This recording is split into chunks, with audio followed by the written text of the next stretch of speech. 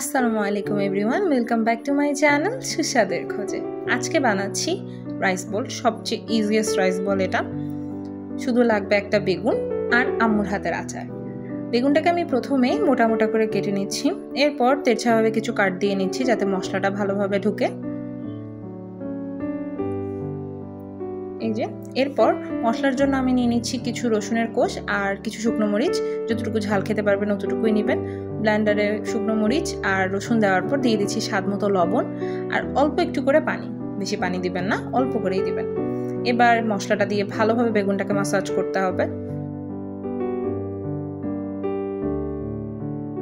ভালোভাবে বেগুনটা ম্যারিনেট করার পর এবার ভেজে নিব। আমি গরম তেলে বেগুনগুলো একটা একটা দিয়ে দিচ্ছি। এপিট ওপিট ভালো করে ভেজে তুলে নিচ্ছি। এই তো, লুক এট দিস, আমাদের রাইস বল রেডি।